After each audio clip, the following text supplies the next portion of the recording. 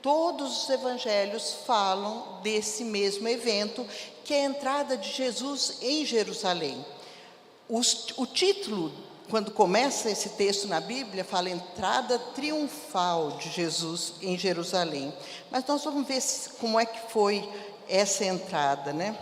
É uma mensagem muito conhecida, mas para vir conversar aqui com vocês, eu li bastante, eu estudei bastante, peguei os estudos todos sobre isso, ouvi muitas pregações e aprendi com todas elas. Cada uma tem uma abordagem, mas o interessante é que todas me ensinaram. Então, eu espero que isso aconteça aqui hoje também, com a gente aqui, nesse momento em que nós vamos tratar desse texto, né? O evento que nós vamos comentar nessa noite ocorreu logo após a cura do cego Bartimeu, que o Dionísio falou para nós domingo passado, né? Jesus vinha vindo com os discípulos a caminho de Jerusalém. Em Jericó, o cego Bartimeu: Senhor, filho de Davi, tem misericórdia de mim. Jesus o salva e o cura, não é? E aí, logo em seguida vem então essa entrada de Jesus em Jerusalém. Eu vou pedir para os meninos colocarem o texto ali, que eu peguei um dos evangelhos para a gente conversar aqui, que é Marcos 11, de 1 a 11. Você que está em casa, ou você que está aqui com a sua Bíblia, se quiser acompanhar pela Bíblia, abram em Marcos 11, de 1 a 11. E logo que se aproximaram de Jerusalém, de Betfagé e de Betânia, junto do Monte das Oliveiras, enviou 2 dos seus discípulos e disse-lhes: Ide à aldeia que está defronte de vós, e logo que ali entrardes, encontrareis preso um jumentinho, sobre o qual ainda não montou homem algum. Soltai-o e trazei-mo. E se alguém vos disser: por que fazes isso? Dizei-lhe que o Senhor precisa dele, e logo o deixará trazer para aqui. E foram e encontraram o jumentinho preso fora da porta, entre 2 caminhos, e o soltaram. E alguns dos que ali estavam lhes disseram: que fazeis soltando o jumentinho? Eles, porém, disseram-lhes como Jesus lhes tinha mandado, e deixaram-nos ir. E levaram o jumentinho a Jesus, e lançaram sobre ele as suas vestes, e assentou-se sobre ele. E muitos estendiam as suas vestes pelo caminho, outros cortavam ramos de árvore e os espalhavam pelo caminho. E aqueles que iam adiante e os que seguiam clamavam, dizendo: Hosana, bendito que vem em nome do Senhor, bendito o Rei do nosso pai Davi, que vem no nome do Senhor, Hosana nas alturas. E Jesus entrou em Jerusalém, no templo, e tendo visto tudo em redor, como fosse já tarde, saiu para Betânia com os 12. O primeiro destaque que eu quero dar nesse texto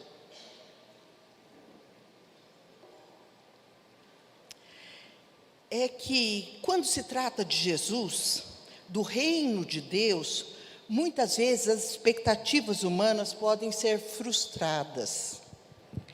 Havia uma expectativa na mente popular do povo de Israel sobre o Messias que estava para vir.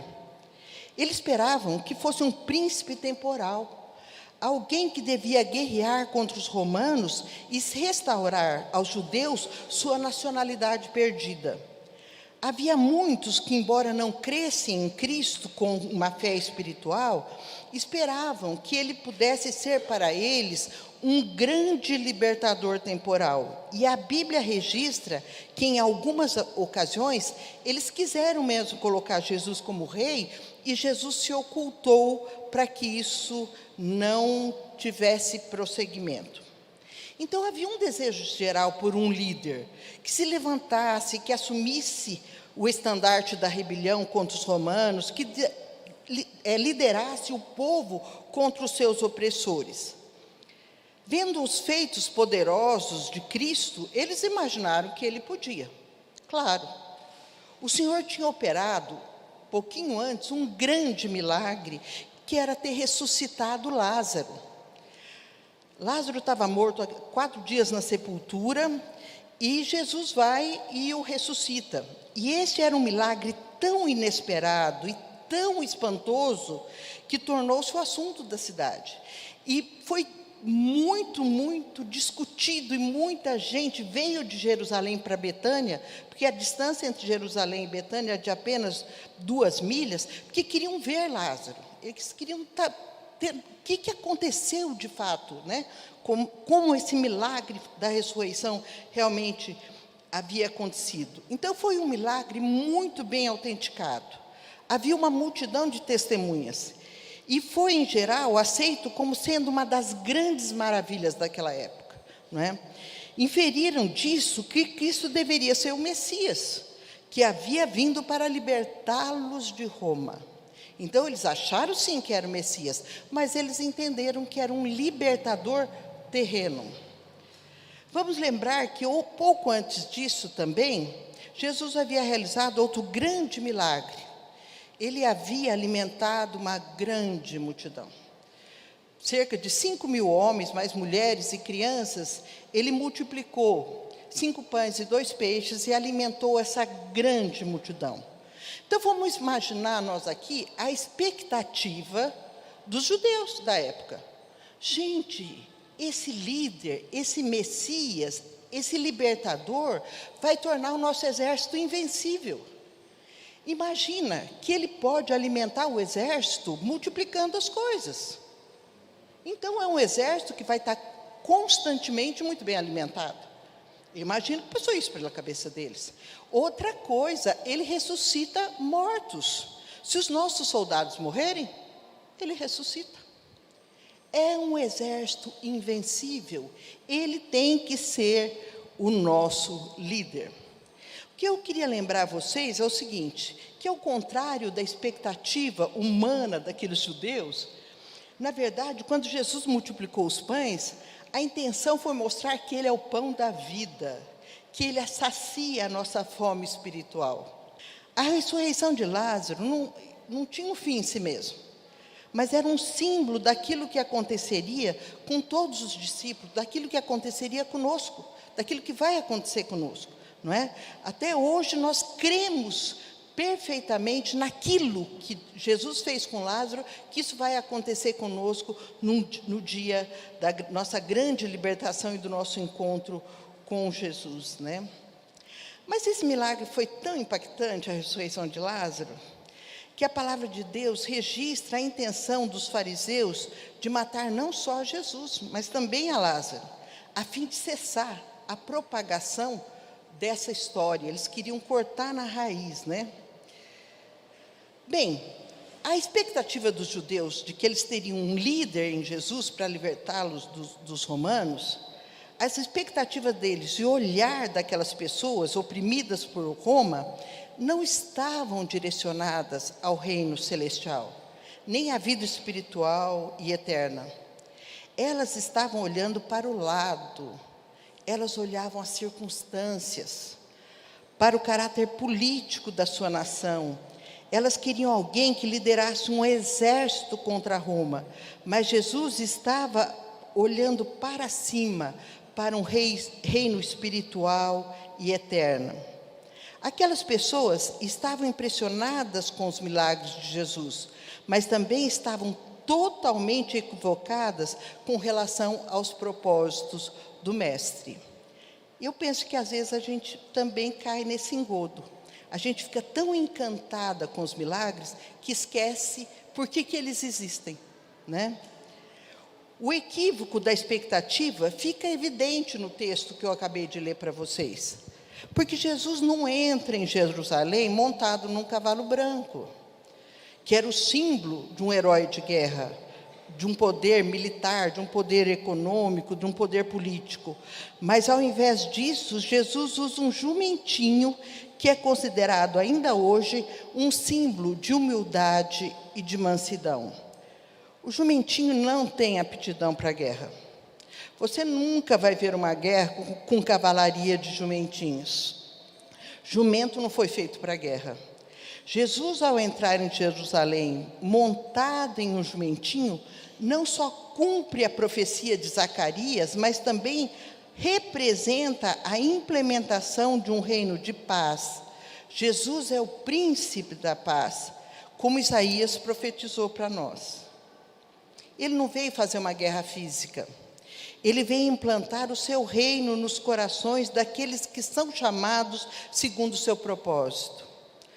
Todo o ministério de Cristo foi curando pessoas, cuidando de pessoas, salvando pessoas. Ele não tinha pretensão política. O povo determinou que eles deveriam fazê-lo rei e que agora Jesus deveria liderá-los contra as hostes de Roma.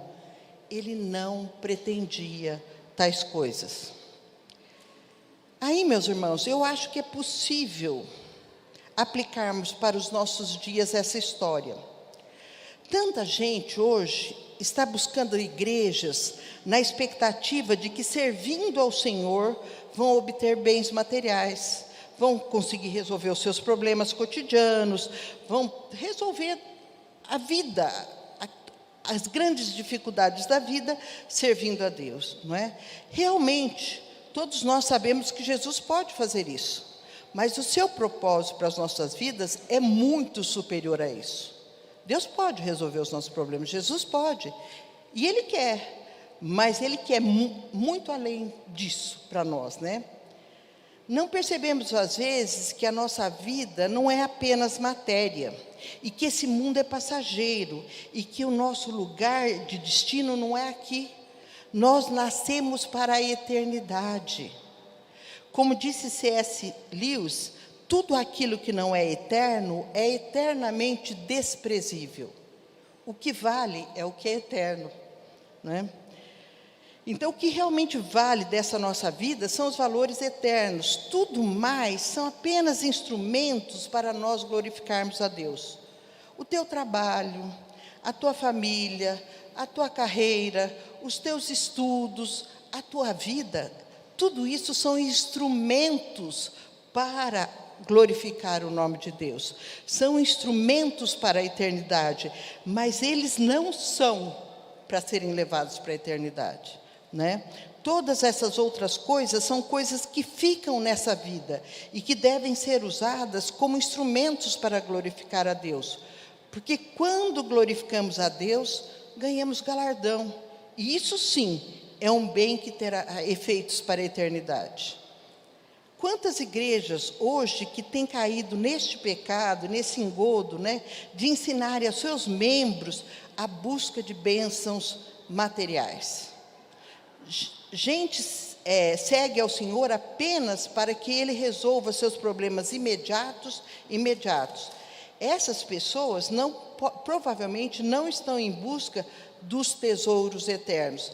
Eu quero lembrar da pregação de domingo mesmo, quando Dionísio nos explicitou para nós que Bartimeu, antes de ser curado, porque quando Jesus fala para ele, que queres que eu te faça?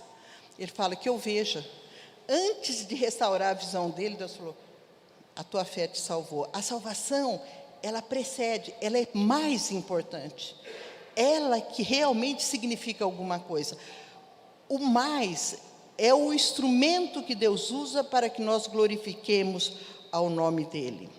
Então, o motivo de nós estarmos aqui nessa igreja, aos pés da cruz, não tem a ver com o dinheiro, não tem a ver com as riquezas materiais, mas tem a ver com as riquezas espirituais. O que Jesus pode nos oferecer é indizivelmente superior ao que costumamos pedir. É a vida de comunhão com o Pai.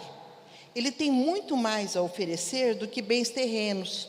Ele oferece riquezas espirituais.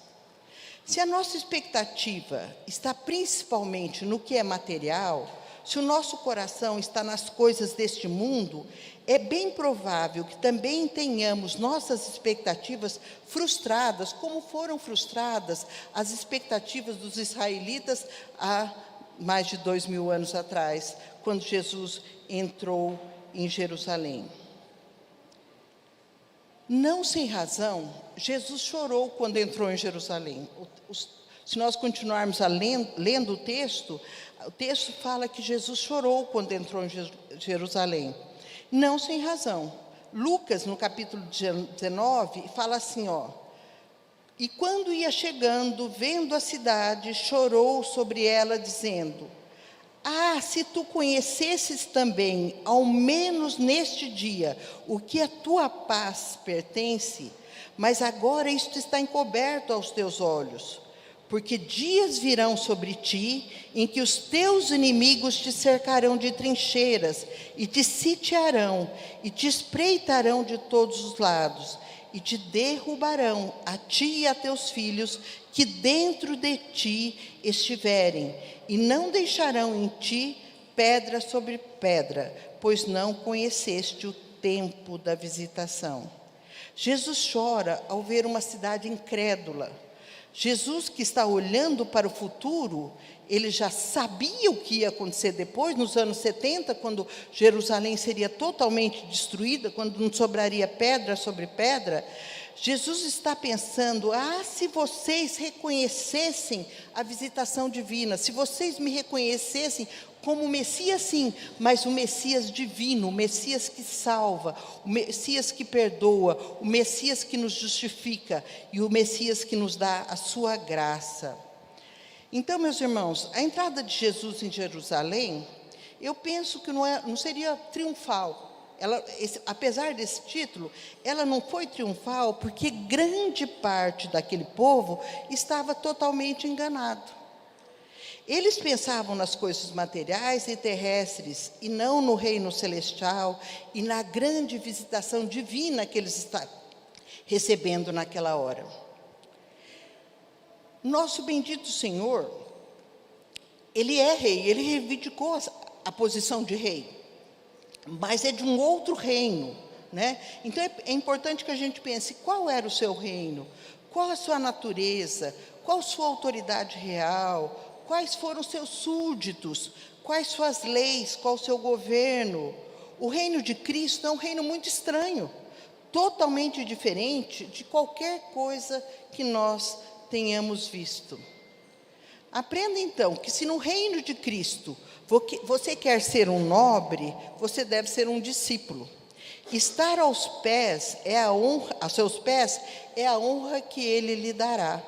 Ouvir suas palavras e obedecer mandamentos, receber sua graça, esta é a verdadeira dignidade, é a verdadeira magnificência.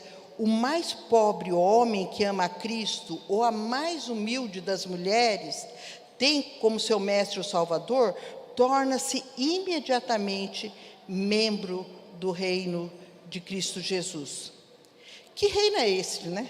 Que faz pescadores nobres, camponeses príncipes, enquanto eles ainda continuam pescadores e camponeses.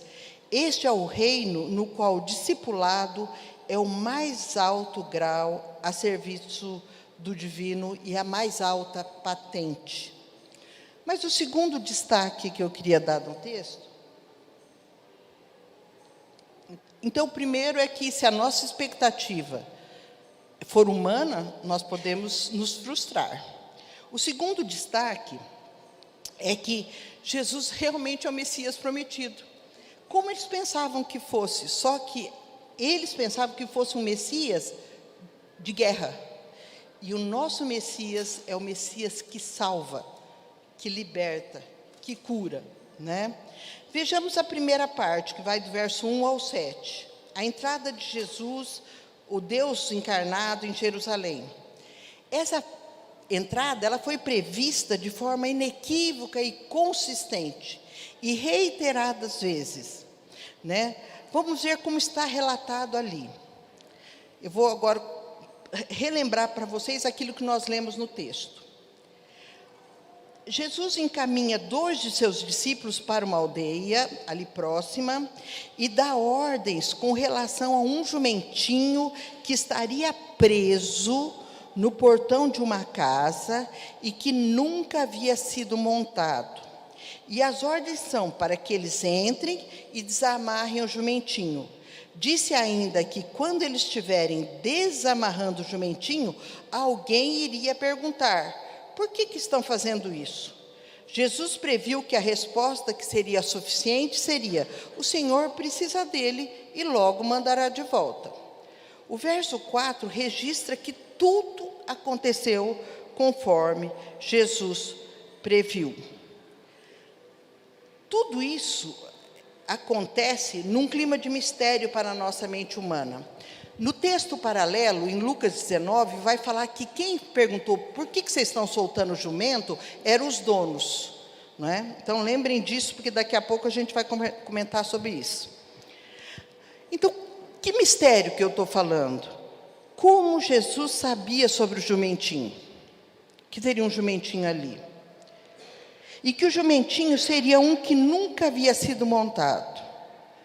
Que haveria pessoas ali que questionariam, e sabia até que questionamento seria feito. E Jesus também sabia qual a resposta dos discípulos seria suficiente para acalmar o coração daquelas pessoas, né? Apenas Jesus, sendo Deus, poderia ter o atributo da onisciência e prever tudo o que iria acontecer naquela aldeia a caminho de Jerusalém. Se prestarmos atenção em outras passagens da vida terrena de Jesus, veremos a sua onisciência explicitada como acontece nesse texto que nós lemos hoje.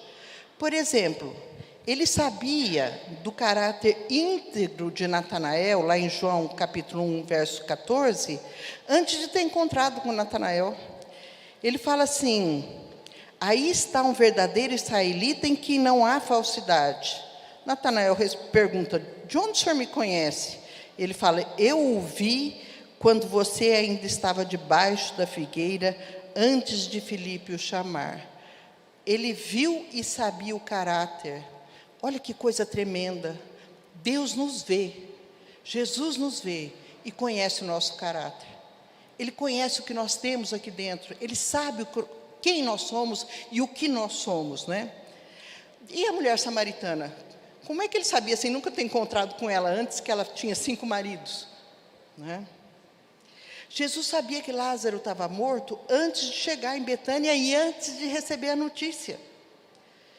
Outra demonstração inequívoca, porque aqui vocês podem falar: não, mas aconteceu de certo, ele viu algum sinal, viu alguém chegou, falou alguma coisa. Mas vamos pensar, como é que ele sabia que do lado do barco dos discípulos, que eles tinham pescado toda a noite, não tinham achado um peixe, de que lado estaria um grande cardume naquele momento, se ele estava na margem?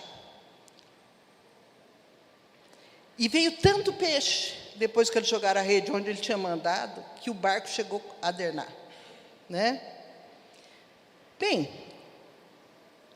e se a gente sempre pensa assim, né? Como é que Jesus dava conta de saber tudo isso? Porque ele era Deus, ele era o Messias, né?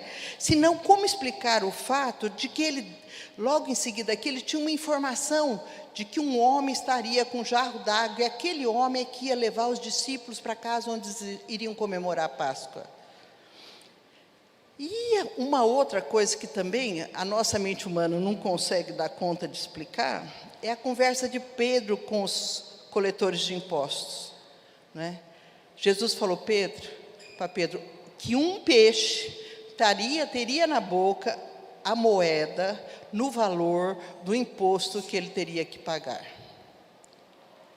Quantos bilhões, trilhões, talvez, de peixes existem no mar? Jesus sabia qual era o peixe. E dentro daquele peixe existia uma moeda, e essa moeda era do valor que eles necessitavam. Esse é o nosso Jesus. É um Jesus que é onipotente, é um Jesus que é onisciente, é um Jesus que tudo pode. Esse Jesus é que mandou os 2 discípulos atrás do jumentinho.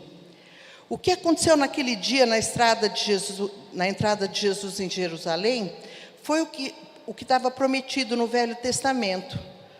Jesus fez exatamente e se comportou exatamente, tudo aconteceu como está previsto em Zacarias capítulo 9, né? Zacarias profetizou isso mais de 500 anos antes de Jesus nascer, né? E ele escreve assim: alegra-te muito, ó filha de Sião, exulta, ó filha de Jerusalém, eis que o teu rei virá a ti, justo e trazendo a salvação, humilde e montado sobre um jumento, sobre um jumentinho, filho de jumenta. Quando Jesus entra em Jerusalém montado num jumentinho, ele está cumprindo essa profecia. Aliás, Jesus cumpriu todas as profecias sobre o Messias, por isso que nós não podemos ter dúvida que ele era o Filho de Deus, o prometido desde Gênesis, né? Isaías profetizou que ele nasceria de uma virgem, e ele nasceu. Oséias disse que ele ressuscitaria no terceiro dia, ele ressuscitou. Zacarias disse que ele seria vendido por 30 moedas, isso de fato aconteceu. O salmista, no Salmo 22, disse que seus pés e suas mãos seriam cravadas, elas foram cravadas. Ainda no Salmo 22, fala que suas vestes seriam divididas. Mateus descreve que foi exatamente isso que aconteceu, os soldados lançavam sortes para dividir as suas roupas. No Salmo 34, verso 20, diz que nenhum dos seus ossos seria quebrado. Na crucificação, os soldados romanos quebravam ossos para acelerar a morte. Quebraram os ossos do ladrão da direita, do ladrão da esquerda. Quando foram para Jesus, não quebraram, Jesus estava morto. Para se cumprisse a profecia que nenhum dos seus ossos seria quebrado. Jesus é o Messias prometido. E é impressionante a exatidão com que as profecias foram cumpridas. E aqui no nosso texto, nós vemos quando Jesus entra em Jerusalém, não num cavalo branco, mas num jumentinho, a profecia de Zacarias está sendo cumprida de forma inequívoca. Mas eu quero lembrar vocês que lá em Apocalipse 19, fala que Jesus vai voltar num cavalo branco. Aí não mais para nos salvar, porque ele já nos salvou, mas para julgar a sua igreja e o mundo, né?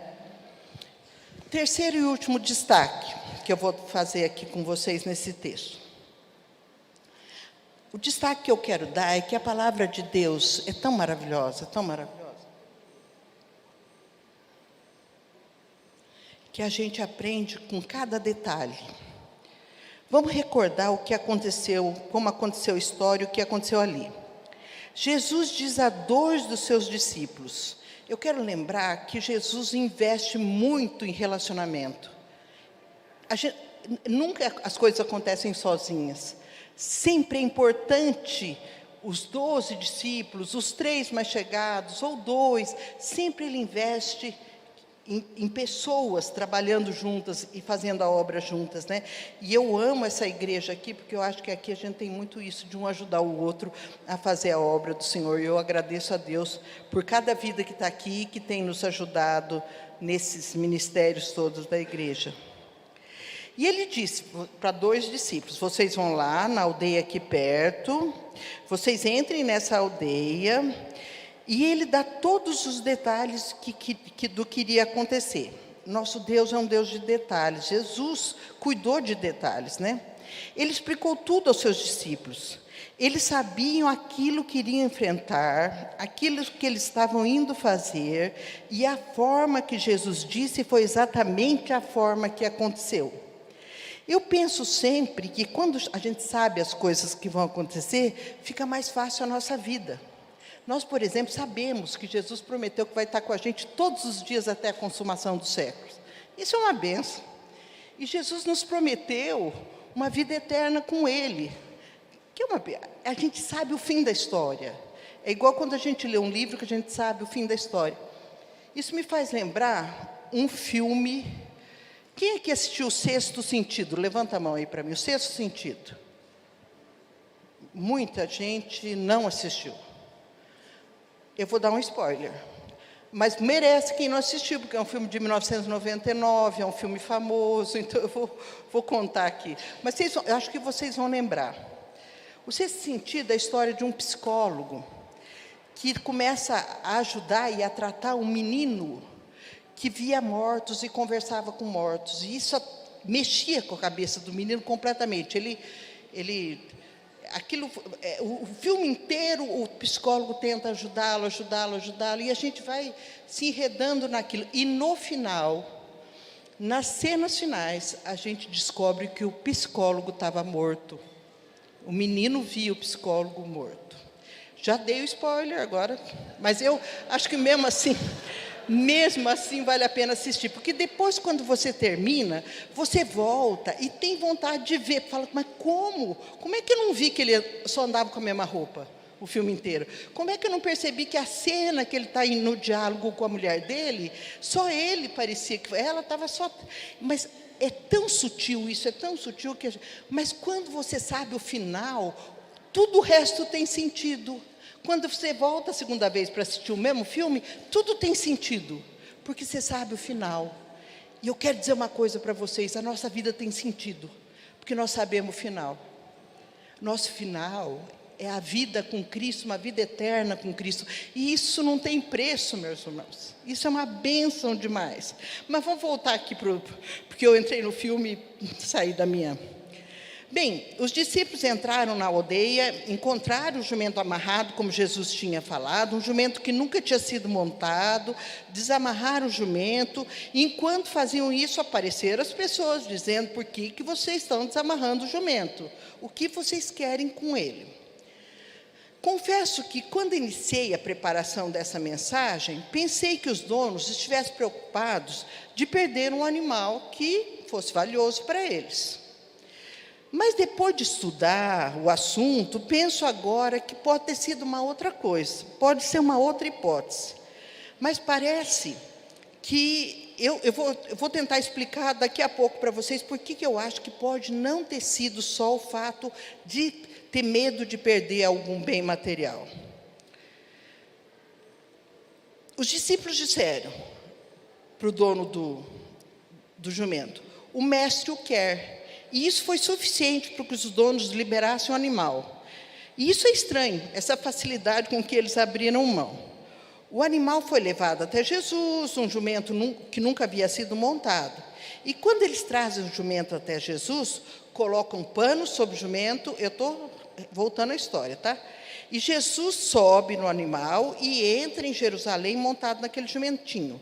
E a Bíblia registra que a multidão que o seguia jogavam panos e jogavam ramos. Não é isso? Essa é a história toda que nós sabemos. Saber desses fatos já seria suficiente da gente ir embora daqui e abençoados, porque a palavra de Deus se basta. E o Dionísio falou uma coisa domingo passado que eu também penso com relação a esse texto. O texto é tão lindo que a gente tem que ter cuidado de não estragar, porque o texto é bom demais e toca muito ao nosso coração. E por que eu estou dizendo que aconteceu um fato grandioso aqui? Pode ser difícil para nós que moramos em Assis ou no interior de São Paulo, que nem minha querida tia Maria Antônia, que está aqui hoje, que mora em Bauru. Então, pode ser que para nós seja difícil entender por que é tão grandioso o fato de Jesus ter entrado com um jumento em Jerusalém, um jumento que nunca havia sido montado e tudo isso. Bem, eu fui pesquisar sobre os jumentos. E eu achei, por exemplo, tem um aras na Bahia, que um jumento custa perto de 100 mil reais. Eu nunca imaginei isso. Porque a gente parece que a gente não vê, né? Bem, então o jumento pode sim ser pode ser caro. Imagina, se ele é caro no Brasil hoje, que nós temos motos, temos carros como meio de transporte principal, imagina naquela época. Podia ser sim um bem de valor, podia ser um bem de valor ali, né? Então, como é que o Senhor precisa dele? Podia ser suficiente para que os proprietários liberassem o animal. Isso já é algo extraordinário. A primeira hipótese seria que pode ser que os donos do animal entenderam que quando Jesus solicita algo, vale a pena entregar. Isso é importante. Quando Jesus solicita algo de nós, vale a pena entregar, né? Pode ser que eles tenham entendido isso. Mas me chama a atenção uma outra coisa extraordinária desse texto. Aquele jumento nunca havia sido montado. Quando atentei para isso, eu fui investigar sobre como seria a doma de um jumento, como o jumento é domesticado. A primeira coisa que eu descobri é que o jumento é um animal dócil apenas depois de domesticado. Antes ele não é, não. Mas é um animal que exige tempo para ser domado e domesticado. Exige dias e dias, semanas e semanas de trabalho para que ele se acostume a ser montado. Para amansá-lo, se alguém tiver interessado em comprar um jumento, eu já vou explicar aqui agora, tá? Para amansá-lo, precisa ocorrer um grande processo que eles chamam de processo de submissão. Primeiro, você precisa ganhar a simpatia dele. Eu não estou brincando, é isso mesmo. Ele precisa te aceitar perto dele. Você tem que ir lá uma vez, um dia, 2 dias, vai chegando perto, até que ele te aceite. Depois disso, dali uma semana, por exemplo, você vai fazer um carinho nele, e não estou brincando, isso está escrito mesmo, e vai jogar um pano pesado, alguma coisa pesada, como se fosse uma sela, para ele ir acostumando com sela. Só que você tem que pôr e tirar, porque ele vai empinar. Então, durante uma semana, você chega perto, põe, e ele empina, e você tira. Aí põe de novo, ele empina, entendeu? Dali a outra semana, você deixa e põe. Mesmo que ele empine um pouco, você deixa e põe para que ele... né? E você vai indo semanas, e depois, na 4ª semana, na 5ª semana, você monta. Pode ser que você caia. Pode ser que ele te derrube. Pode ser que ele empaque. Mas pode ser que deu certo todo esse processo. É um processo que é demorado e dá trabalho. Agora, depois de falar tudo isso sobre o jumento, vamos voltar ao texto para lembrar de uma coisa. Jesus disse: entra na cidade, pega um jumento que nunca foi montado. Ele vai estar amarrado. Sabe por que o jumento que nunca foi montado fica amarrado? Fui procurar isso também. Porque ele está palanqueado. Palanqueado é quando o animal está doente ou ainda não foi domado. Então, é um animal que fica amarrado porque não tem serventia. Numa das pregações que eu ouvi, o pastor contou, que ele é lá do Nordeste, que lá no Nordeste tem vários cartazes, quando você vai indo nas estradas, avisando da presença de jumentos, porque eles cruzam a estrada. Então, você tem que tomar cuidado, tá? Então, o animal que não está palanqueado, que ele pode ser usado e que ele tem utilidade, ele está solto. Aquele animal que está preso, ou ele está preso para ser tratado porque está doente, ou porque ele não foi domado ainda. A primeira coisa que me causou estranheza é que Jesus mandou buscar um animal que não estava servindo para nada. Eu tive que pesquisar para poder compreender isso. Um animal, quando está amarrado, é provável que já tentaram a monta e não conseguiram, ou nem tentaram. Então, Jesus mandou buscar um animal que não tinha serventia e que talvez ninguém quisesse. É isso que Jesus faz. É isso que Jesus fez com a gente. Ele vai buscar, mesmo que a gente não tenha serventia.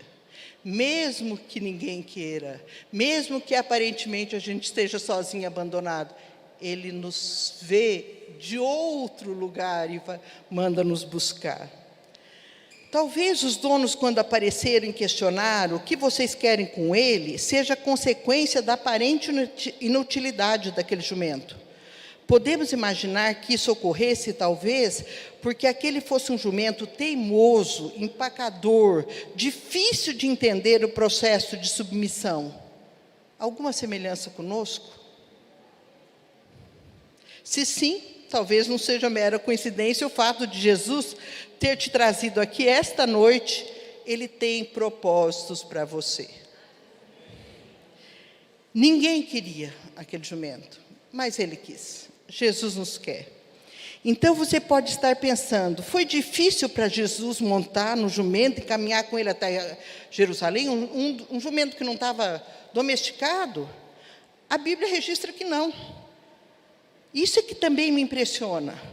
Pelo que está escrito, Jesus olhou para o jumento, talvez, o jumento tenha olhado para Jesus, colocar os panos sobre o dorso do jumento, Jesus subiu no jumento, o jumento andou. Um jumento que nunca havia sido montado. Sabe qual é a dificuldade que eu tenho de pregar essa mensagem? É que eu olho para mim. É de compreender que o jumento entendeu em um instante o que eu, e talvez nós aqui, demoremos uma vida inteira para entender. O jumentinho, quando chegou diante de Jesus, ele reconheceu alguém que tinha natureza e poder muito superiores ao dele. Quando o jumentinho olhou para aquele homem chamado Jesus Cristo de Nazaré, ele provavelmente abaixou a cabeça e pensou: eu não passo de um jumento, e não sei para onde eu iria se o Senhor não tivesse entrado na minha história. Eu fico pensando que aquele jumento, que não tinha destino, estava preso, amarrado, palanqueado, ele não tinha destino nenhum, de repente ele está entrando em Jerusalém, na Cidade Santa. Ele não tinha destino, mas porque se submeteu, agora tinha um destino certo. Estava abandonado, mas o Senhor o encontrou e lhe deu um grande destino.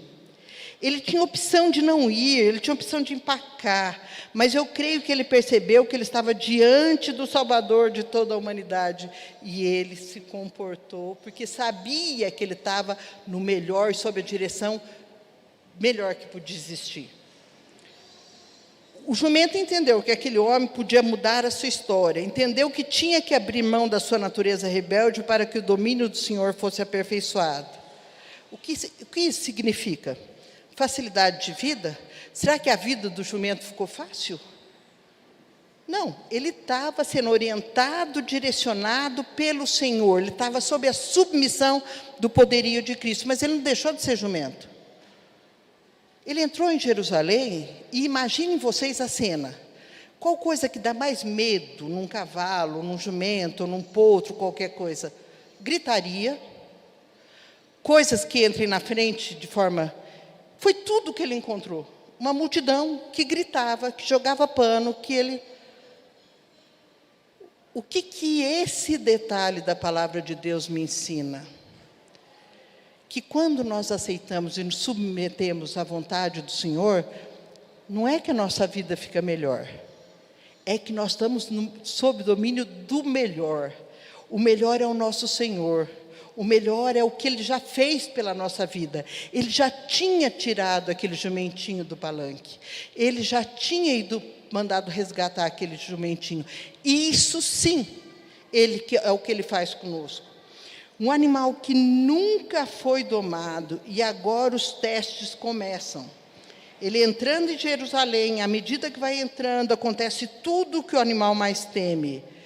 Nada pode assustar alguém que coloca o seu caminho sob o controle de Jesus. Você está assustado? Você está com medo? Coloca a tua vida sob o controle de Jesus. Aquele jumentinho não assustou, com tudo aquilo que ele estava vendo. Coloca a tua vida. Então, eu fico sempre pensando assim. Falei até agora, né, sobre o jumento, mas com a intenção de que me olhar no espelho, né, e de olhar a minha história, né. Deus usa absolutamente tudo para trabalhar na nossa história, porque essa passagem com o jumentinho tocou profundamente o meu coração. Eu reconheci a minha história nessa história. Talvez você também esteja pensando, essa história não é sobre o jumentinho, é sobre mim. Este era exatamente o cenário da minha vida, mas Jesus sabia onde eu estava amarrada. Ele mandou me chamar. Eu creio que Ele fez isso comigo e pode fazer com você que me ouve. O louvor cantou aqui, eu falei para vocês prestarem atenção, que o amor de Deus nos amarra. Nós não ficamos amarrados num palanque mais. Nós estamos amarrados onde nós realmente somos livres. É a amarra que nos liberta, é a amarra que nos torna plenos, né? O problema é que ser chamado por Jesus, como o jumentinho foi, e sim entregar a vida sob o seu controle, há uma distância muito grande. Ser chamado e deixar o Senhor controlar a sua vida são coisas muito diferentes. Se submeter é algo extremamente difícil. Abrir mão, soltar o controle é complicado. Mas o jumentinho entendeu aquilo que eu demorei anos para entender, que Deus e seu Filho Jesus Cristo devem ter as rédeas do governo sobre a minha vida, sobre as nossas vidas. A história deste jumento serve para que a gente perceba que muitas vezes estamos frequentando a casa do Senhor, procurando servir a Jesus, já vimos muitos milagres acontecerem nas nossas vidas, já presenciamos histórias extraordinárias e ainda assim pensamos que nós é que temos que controlar nossas vidas. Eu falei aqui, na última vez que eu conversei aqui do púlpito com vocês, que eu estranhava muito quando eu via nas redes sociais algumas mães postando no Facebook, essas coisas, postando uma frase assim: Senhor, cuida dos meus filhos quando eles estão longe dos meus olhos. Né? Olha o absurdo, achando que quando está perto é a gente que controla. Nós não controlamos nada, nós não temos poder nenhum de controle. Então, Jesus nos manda nos buscar, mas, além disso, nós devemos nos submeter. Esse processo de submissão é fundamental. Eu penso que hoje é o dia da nossa oportunidade de reconhecer esse chamado de Cristo. Nós também estávamos amarrados nos nossos pecados, e a partir do chamado de Cristo, que nós possamos ir em direção a Jerusalém celestial. Aquele jumentinho não sabia, mas nós sabemos que Jerusalém é um lugar símbolo da aliança. No Velho Testamento é onde estava a Arca da Aliança, estava a presença do Eterno. Quando Daniel orava olhando em direção a Jerusalém. Jesus, quando pegou o jumento, ele o levou para a cidade santa. Jesus nunca toma a direção da vida de alguém para levar para um caminho que não seja o centro da sua vontade, o lugar onde a presença do Eterno é constante. Para concluir, vou reforçar, pelo que a gente aprendeu no texto. As expectativas humanas podem ser frustradas. Se a nossa expectativa de servir ao Senhor está baseada no que eu posso conseguir nesta terra com isso, nós vamos ser frustrados. Porque não é esse o projeto de Deus, nem para a minha vida, nem para a tua vida. O projeto é muito maior que isso. Outra coisa, Jesus é Deus, um Deus onipresente, onisciente, onipotente. Um Deus que tudo sabe, que tudo pode e que está aqui agora no nosso meio. E Ele sabe das tuas necessidades, sabe como você entrou aqui, sabe daquilo que você precisa e de como você precisa ser orientado por Ele. Depois, é preciso entender a importância da submissão ao senhorio de Cristo. Os 2 discípulos fizeram exatamente o que Jesus tinha mandado, por isso que deu certo. Os donos do jumento entenderam o propósito, e até o jumento entendeu. Então, Jesus é o Senhor das nossas vidas, nós temos que nos submeter a esse senhorio. Uma outra coisa que eu destaco é que Jesus cuida dos detalhes.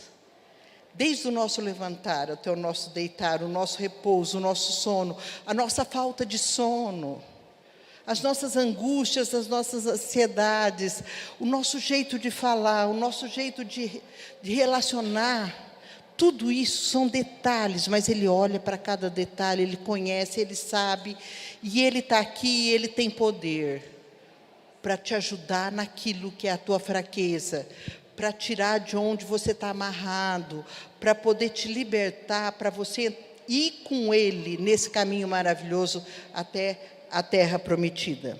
Ele quer que entremos com Ele na Jerusalém celestial.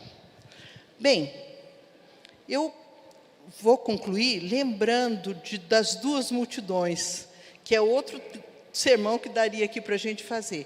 Tem uma multidão que grita: Hosana, Hosana, bendito o nome, bendito o rei de Davi, o Senhor, filho de Davi, Hosana, a gente fala Hosana, Hosana, Hosana, né?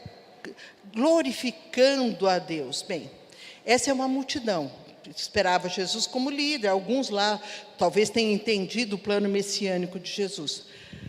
Mas dali poucos dias, existia uma multidão que falava: crucifica-o, crucifica-o. talvez algumas pessoas que estivessem na primeira, ao verem frustradas as suas expectativas, também estavam na segunda. E eu quero perguntar para você assim: qual multidão você quer? Em qual multidão você quer estar participando?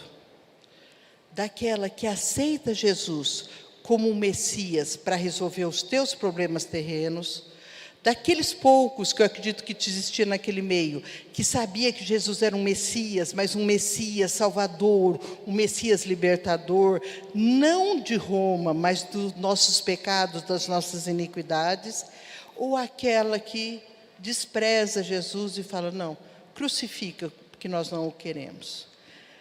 Nós somos aqui em muitos, e eu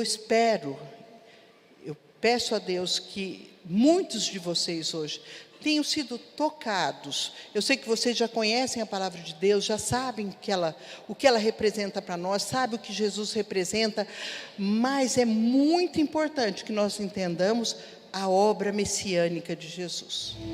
Senhor, meu Deus, meu Pai,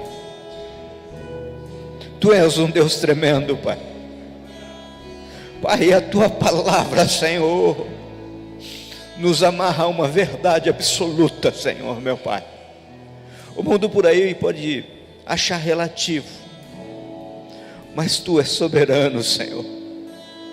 Pai, quantas e quantas vezes não entendemos os Teus propósitos, Senhor, meu Pai, e nos perdemos o nosso próprio entendimento, Senhor. Quantas e quantas vezes, Senhor, meu Pai, uma lição de um jumentinho nos traz uma realidade, Pai, absoluta de nossas vidas, Pai. Pai, como é importante a gente reconhecer a nossa dependência. Como é importante, Pai querido, Pai amado, a gente reconhecer a nossa pequenez. Como é importante, Pai querido, Pai amado, a gente perceber, Senhor, que mesmo na nossa insignificância, o Senhor se importa conosco. E por se importar conosco, Senhor, meu Pai, o Senhor cumpriu cada uma das profecias. Por se importar conosco, Pai querido, Pai amado, o Senhor chegou e entrou em Jerusalém num jumentinho. Mas nós estamos esperando a Tua volta, Pai. A Tua volta, Senhor, num grande cavalo branco, Senhor. Porque o Senhor vem agora, Pai, para resgatar, recolher a Tua igreja, Pai. Todos quanto foram, Senhor, meu Pai, libertos das amarras do pecado, Senhor, e cativos na Tua palavra, Senhor, meu Pai, hoje, Senhor, aguardam ansiosamente a Sua volta, Pai. Por isso nós oramos, Senhor, agradecidos, Senhor, e o fazemos em nome de Jesus. Amém.